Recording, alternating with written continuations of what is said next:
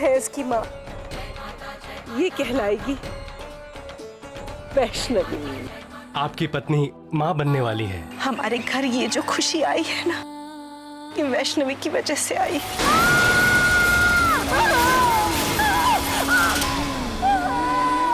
वो माता रानी के मंदिर गई थी वैष्णवी के साथ।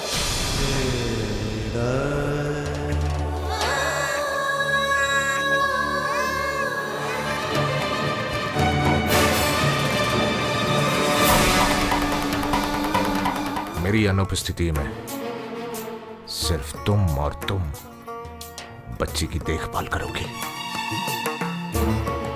इसके अलावा कोई तीसरा मेरी बच्ची के आसपास भी नहीं दिखना चाहिए। ये क्या कर रही है? खाना ले रही हूँ मौसी, बहुत भूख लगी है। मैंने तेरे लिए खाना नहीं बनाया। मुझे तेरे लिए खाना बनाने को किसी ने नहीं कहा, समझी?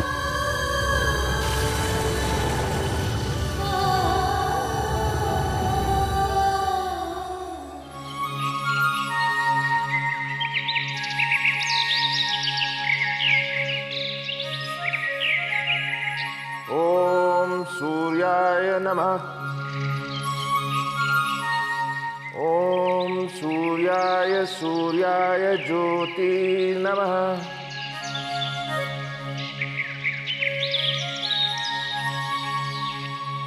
बाबूजी, बाबूजी मैं आज से फिर से स्कूल जाना शुरू कर दूं? मुझसे पूछकर कुछ करने की आवश्यकता नहीं है। जो तेरे मन में आए वो कर।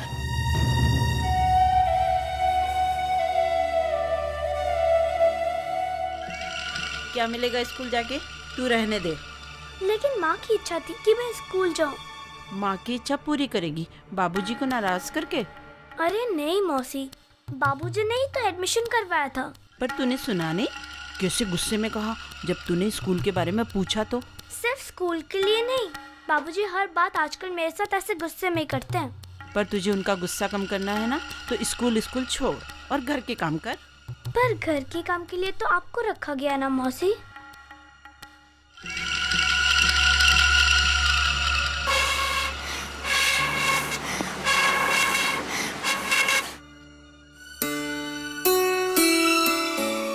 क्या कर रही है?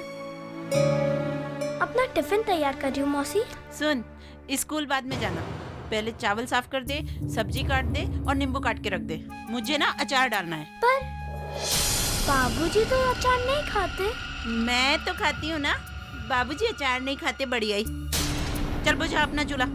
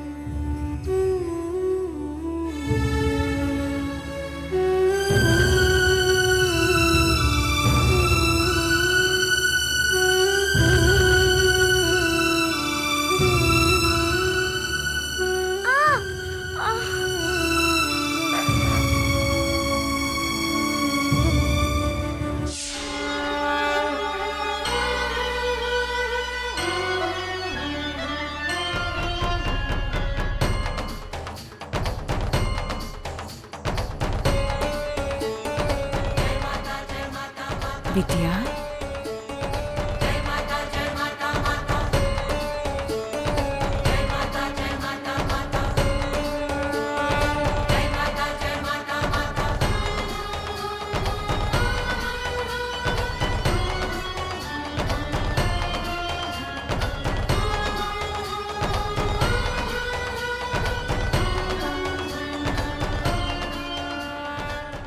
बोलिए दादी अम्मा। थोड़ा चावल मिल जाता तो पका के खा लेती।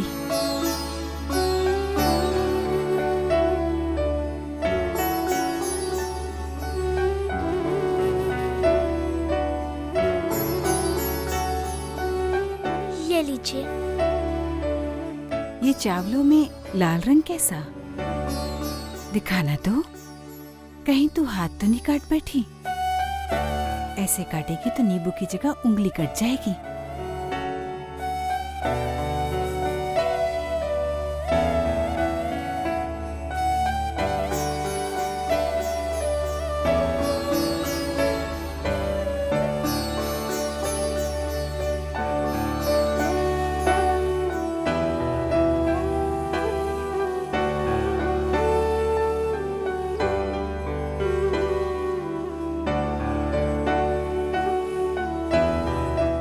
दादी अम्मा, आप कौन है?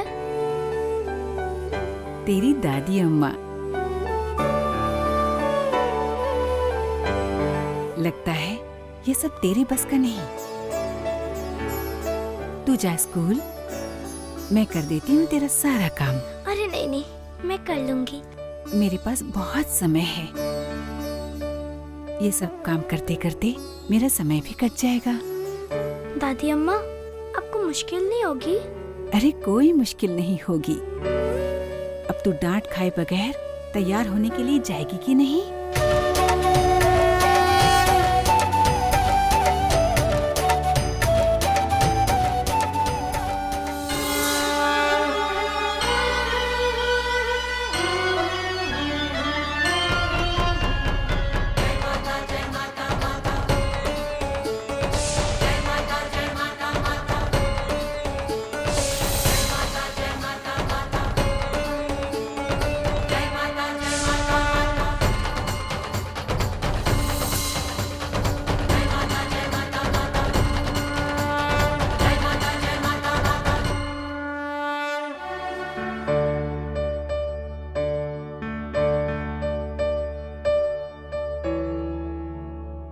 बाय बाय चुलबुली, फिर शाम को आऊंगी। क्या करूं, स्कूल तो जाना पड़ेगा ना। तो तू रोना मत, हाँ?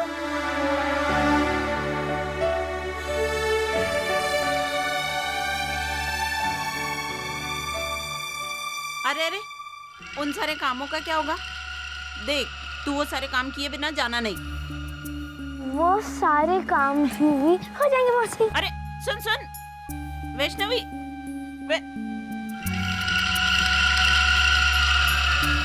ये लड़की बिना काम किए स्कूल चली गई। आने दो इसे, ऐसा सबक सिखाऊंगी ना कि कौन पकड़ पकड़ के रोएगी। अरे इस घर से ही बाहर निकलवा दूंगी इसे। हाँ, फिर देखती हूँ।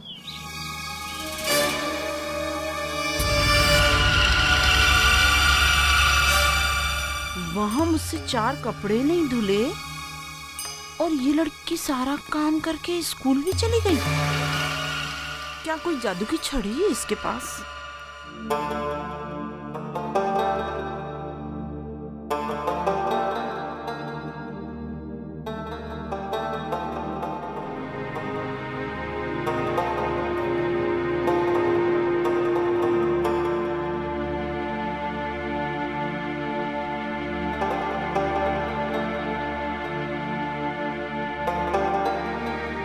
गुल्लू, बेटा गुल्लू। जी अब्बू। बेटा आप स्कूल पढ़ने के लिए जाते हैं या खाना खाने के लिए जाते हैं? ये 2 टिफिन किस लिए? एक मेरे लिए और दूसरा वैष्णवी के लिए। वैष्णवी के लिए? लेकिन क्यों? वो जो लता मौसी है ना, वो वैष्णवी के लिए खाना नहीं पकाती है। उसने वैष्णवी को बोला कि अपना खाना खुद पकाए। वो स्कूल कब आएगी, बाकी काम कब करेगी और खाना कब पकाएगी, इसलिए मैं उसके लिए टिफिन ले जा रहा हूँ। वैष्णवी के साथ ये बहुत नाइंसाफी हो रही है। माता रानी के सबसे बड़े पुजारी के घर में एक बच्ची को खाना नहीं मिल रहा। अब्बू अब किसी को भी बताएगा नहीं। वैष्णवी ने मुझे मना किया है कि मैं किसी को भी ना बोलूं। तू फिक्र मत कर बेटा, मैं किसी को नहीं बताऊंगा। गुल्लू, वैष्णवी आ गई। तुम लोगों के स्कूल जाने का वक्त हो गया, चलो।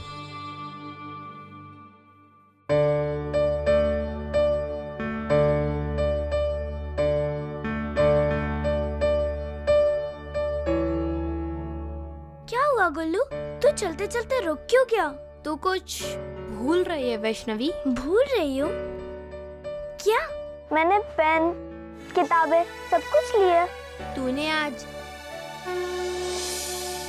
माता रानी को प्रणाम नहीं किया। नहीं, मैं प्रणाम नहीं करूंगी।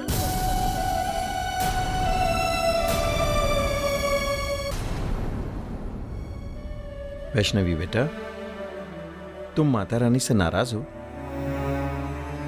तुम माता रानी के मंदिर जाना चाहती हो ना? ठीक है, मैं तुम्हें खुद उनके मंदिर ले जाऊंगा। नहीं चाचा, अब मुझे उस मंदिर जाना ही नहीं। सच्ची क्या लड़की है, कोई इतना भी नाराज होता है? चल चल चलते ना। नहीं गुल्लू, मैंने कहा ना मुझे नहीं जाना। तुझे जाना है तो जाना। देख तू जिद मत कर, नहीं तो तुझे उठा के ले जाऊंगा। तू मुझे उठाएगा? तू गुलफाम है या हनुमान?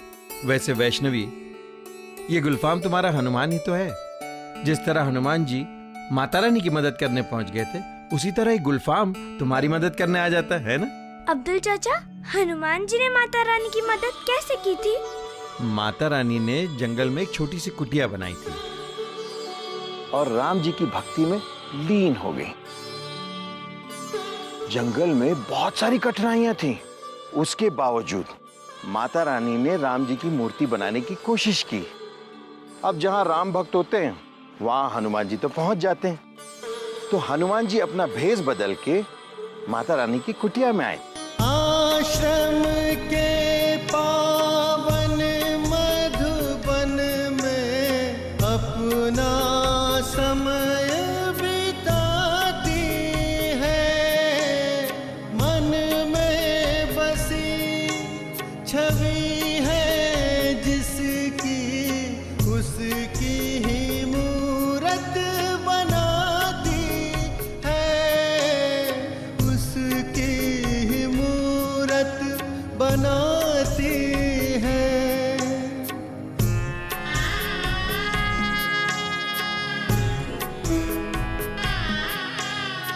जय श्री राम।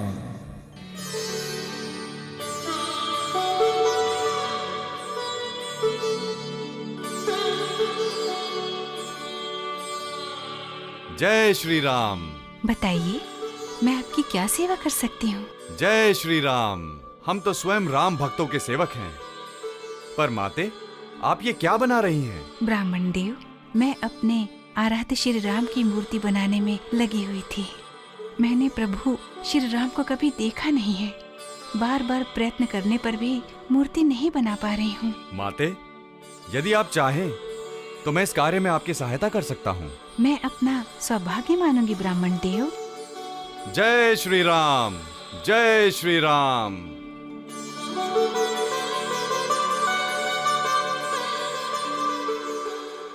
श्री राम शरणं समस्त जगतां, रामं बिना का गति, रामेण प्रतिहन्यते कलिमलम्। ये लो माते, ये रहे हमारे श्री राम।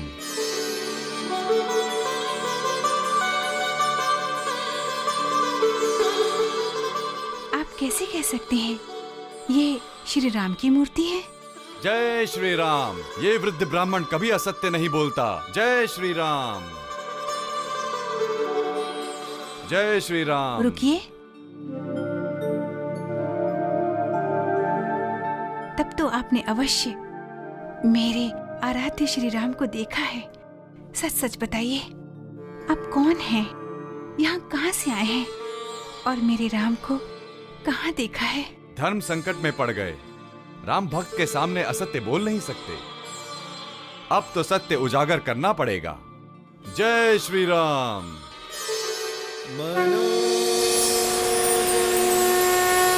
मारुति तुल्य वेगम् जितेन्द्रियं बुद्धिमतां वरिष्ठं वातात्मजं वानरयुथमुख्यं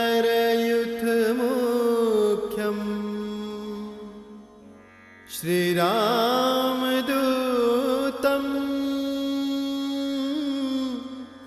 शरणं प्रपद्ये।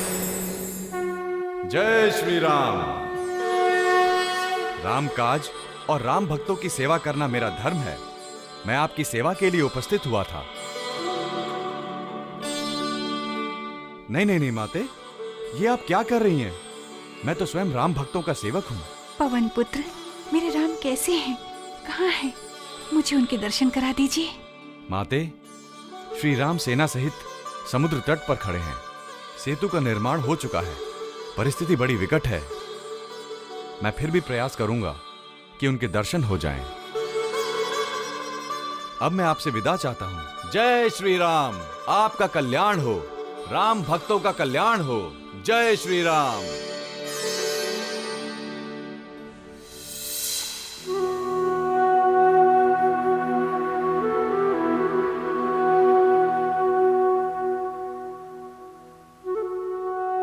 क्या बात है अब्दुल, बहुत चुप चुप से हो।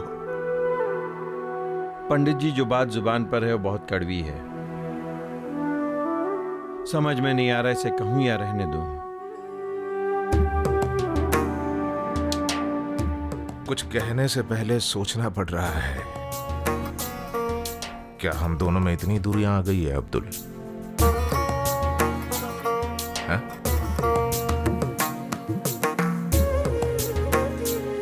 साथ छोड़ने वाले तो छोड़कर चले गए हैं, तुम तो साथ मत छोड़ो अब्दुल। मेरे पास कहने सुनने वाला तुम्हारे अलावा और कोई है? बात वो नहीं है पंडित जी। जब से भाभीजान गुजर गई हैं, आप उस बच्ची से सीधे मुंह बात भी नहीं करते। अगर वो आपकी नजरों के सामने से गुजरती है तो आप अपनी नजरें फेर लेते हैं। देखिए पंडित जी, जो बिजली आप पर गिरी है ना, वही बिजली उस बच्ची पर भी गिरी है।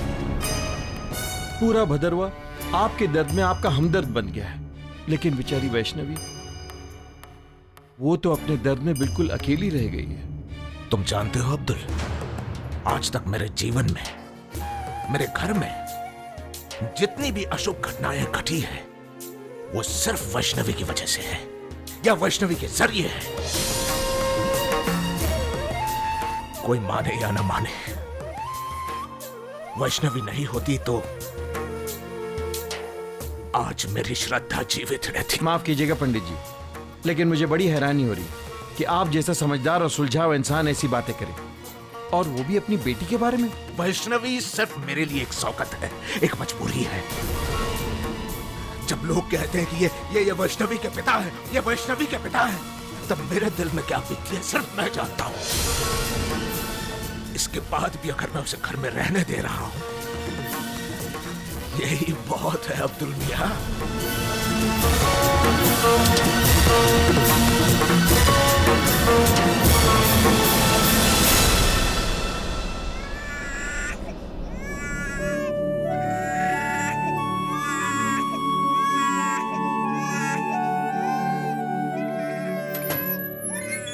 अरे अरे अरे, क्या हुआ? मैं चुप रहेगा। रो मत, रो मत।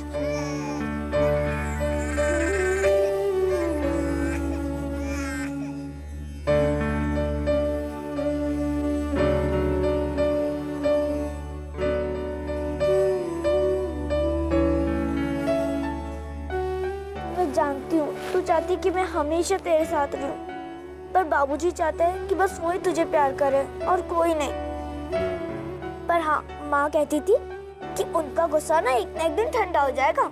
जब उनका गुस्सा ठंडा हो जाएगा ना, तो वो खुद कहेंगे कि ये ले अपनी छोटी सी नटखट बहन को।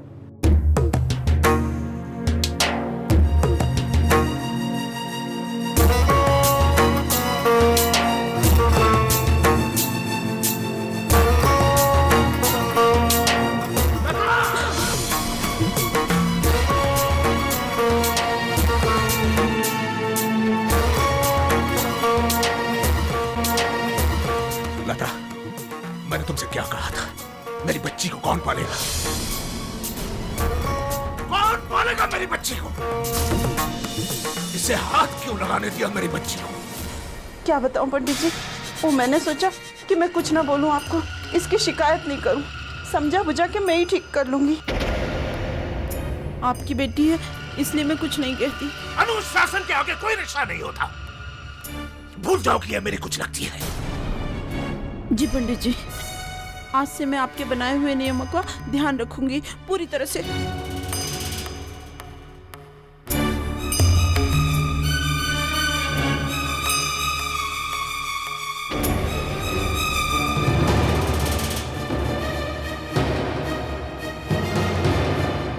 रुको,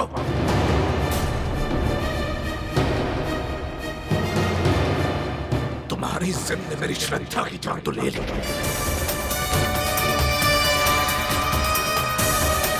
अब शायद तुम्हारी जिद मेरी बच्ची को निशाना बनाने में लगी है। नहीं बाबूजी। ये नहीं तो तब भी था जब श्रद्धा के साथ दुर्घटना हुई थी। तुम्हारी इस नहीं के साथ मेरी बच्ची